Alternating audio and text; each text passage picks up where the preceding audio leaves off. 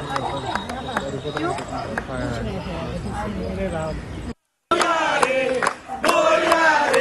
हे दृश्यावर बघता उपमुख्यमंत्री देवेंद्र फडणवीस यांच्या सागर या शासकीय निवासस्थानी गेल्या 10 दिवसांपासून बाप्पा विराजमान झालेले होते आणि आता लाडक्या बाप्पाला विसर्जन मिरवणूक न काढता तिथल्या तिथे घरीच हौद तयार करून निरोप देण्यात आलेला आहे। भक्तिभावानं हा निरोप दिला जातोय।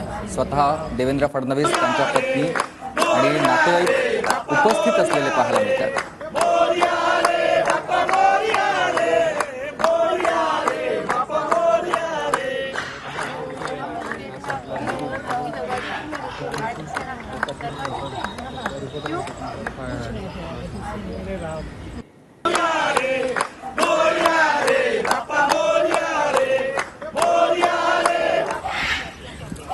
रिकामे झाले घर, रिकामी झाली मग घर, पुढच्या वर्षी पुन्हा घरी येणार, थाटामाटात निघाला माझा लंबोदर।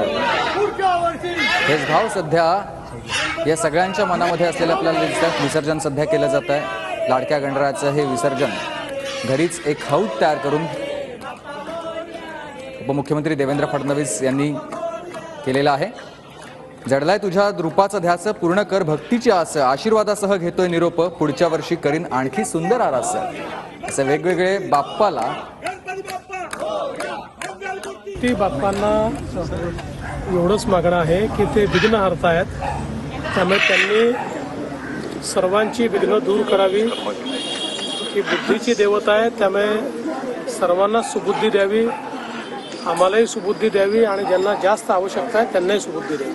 आज कायदा व सुव्यवस्थेची कशी तयारी आहे? सगळीकडे विसर्जन मोठ्या प्रमाणामध्ये विसर्जनात गणपती बाप्पांना एवढंच मागणं आहे की ते विघ्न हरतायत, त्यामुळे त्यांनी सर्वांची विघ्न दूर करावी। ही बुद्धीची देवता आहे, त्यामुळे सर्वांना सुबुद्धी द्यावी, आम्हालाही सुबुद्धी द्यावी आणि ज्यांना जास्त आवश्यकता आहे त्यांनाही सुबुद्धी द्यावी। आज कायदा